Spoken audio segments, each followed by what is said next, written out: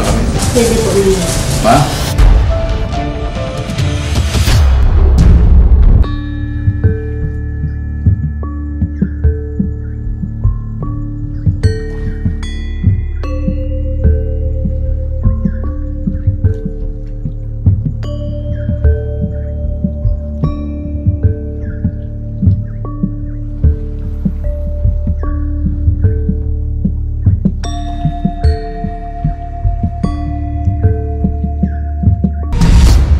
Namili kami sa Baclaran. Tapos po, sa paglalakad namin, bandang hapon na yun, mga 5. Hinarang kami ng 2 lalaki. Ang sabi, yun daw libreng sabon, saka isang may papel na pipilapan namin. Pumunta lang daw kami sa likod, at mayroon daw mga babae rin na nakapila. Nakasahod yung kamay. May sabon na maliliit nakapatong sa kamay. Tapos ang sabi lang nung lalaki na nakaupo, basta pila lang kayo at bibigyan kayo ng swerte. Mag-wish lang kayo para swertihin kayo. Pero libre daw yun. Wala raw babayaran. Pero bandang huling pala, magbabayad ka rin pala. Hindi ka makakalabas hanggat di ka nagbibitaw ng pera.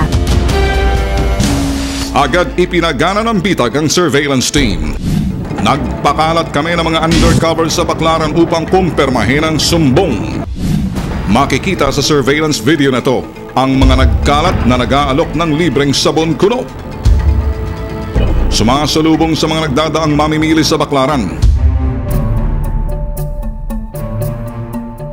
Mapapansin, karamihan sa kanilang mga inaalok puro kababaihan. Kapag tinanggap mo ang kanilang inaabot na libreng sabon, hahatakin ka namang ito papasok ng isang eskinita kung saan matatagpuan ang maliit na tolda na kanilang lungga. Ang sistema, marami pa daw produktong libreng ibibigay sa iyo dito, pampaswerte, pampaganda at pangkalusugan. Subalit sa huli, ma'am, titingnan ko lang po yung kamay niyo. Switzerland po kayo, kukulaan ko lang po. Switzerland po kayo, donasyon lang po. Donasyon lang po ito, donasyon lang po. Simula pa lang medyo, magaan ang loob nito. Mababa loob. O mukhang hindi pa aware, inosente pa to sa gatong sistema. That's the right time they came in. So ang ginagawa nila, kasi para ma-attract yung tao, free. Nasa sayo na. We are not asking for any payment. Pero once na nakuha mo na yung gamit, doon sila papasok ngayon. Kailangan namin ng donation.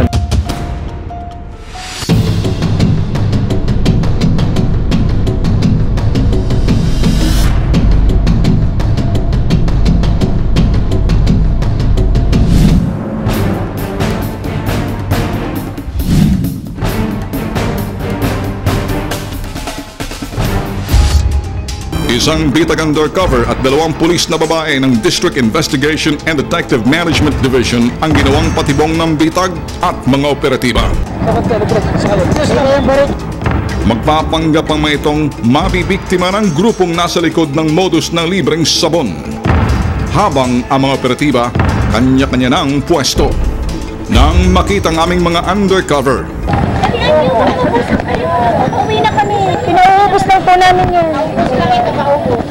Libre. Libre lang yan. Libre mo ng bayad. Robo lang Nababasa nyo ba? Hindi kami nagbebenta ngayon Namimigay kami para masubukan nyo lahat ito. May bagba kayo.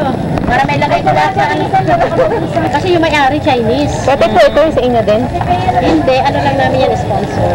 Ngayon, pumili kayo sa August 15, malalaki na yan. Pag pumili kayo, itong ticket nyo, huwag nyo iwawala. May discount kayo sa akin. Ito naman, sabon na papaya, nena, makinig. Pagpaganda, pampaputi sa mukha. Wala na sigyawan sa mukha. Sa kanila, isahod ng kamay para mabilis tayo, ma'am. Isahod ng kamay. Pati ibinigay sa inyo, pakita nyo para maragdagan ko. Huwag alisin ng kamay dyan para maragdagan ko ng libre. Huwag alis-alis kasi pauwi na kami. Kumuha ka ng tiger bomb din sa natin nandiyan sa kanto isang box. Walang laman pala to. Ubus na lahat kayo, pinamigay namin sa tao. Atin, ang galing ito ng Dolores Quezon Bundok, Banahaw. Souvenir ito ng matandang Roblario kung tawagin, ma'am. Batubalani sa Bisaya. Sa Bicol, tinawag itong tambal. Binalita ito ni Coron Sanchez sa TV Batong Dibara. Makagat yan ang ahas sa lupiya po sa daga. Idikit mo lang.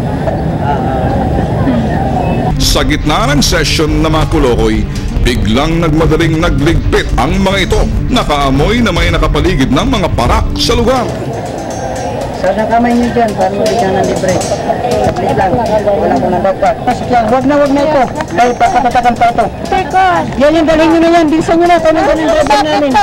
Wag na papatatakan pa yan. Wag na naman, wag na. Kasi nandyan yung ano namin. Yung ano.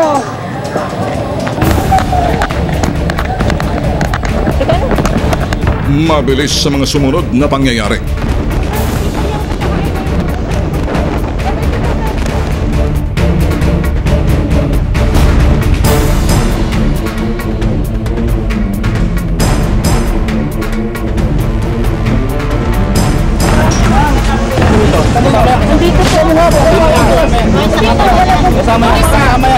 Nandito nga po, kaya nahanap nga po nila yung problema.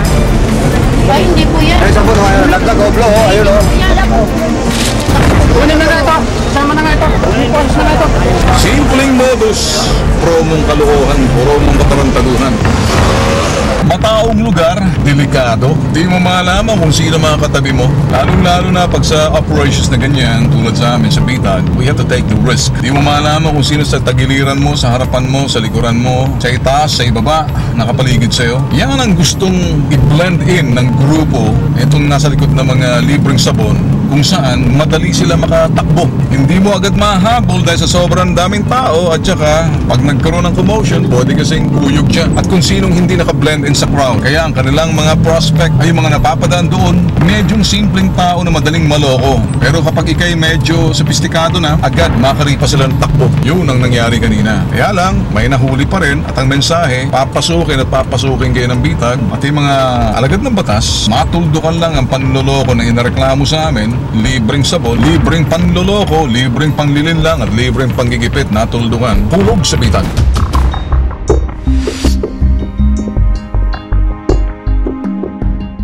Anong sistema ng sabon promo?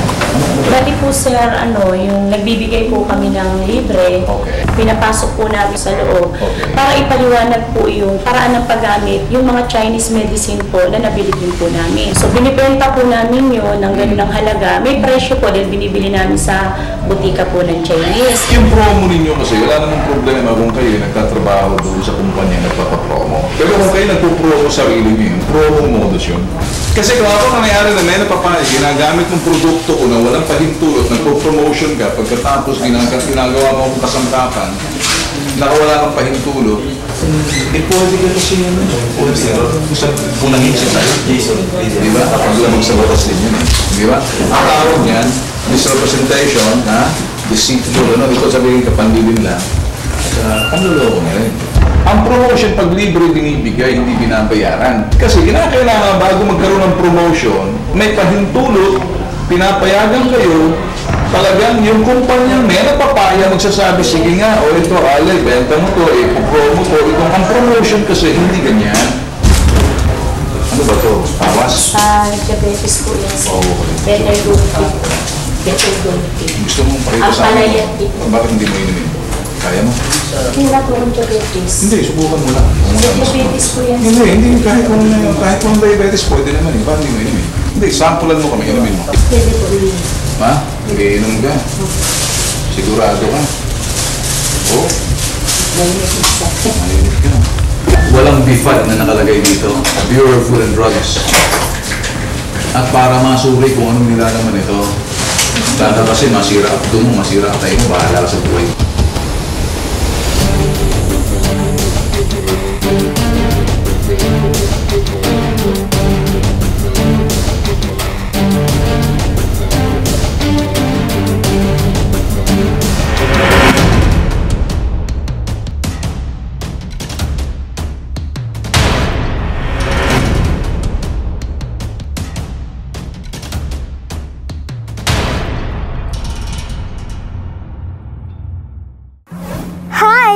Ako si Veronica Luz Bernardo, 12 years old. Updated ka ba sa mga latest video ng Bitag Official YouTube TV? Tulad ko, ng mga magulang ko, at kapwa ko millennials, laging nanonood ng Bitag videos. Subscribe now!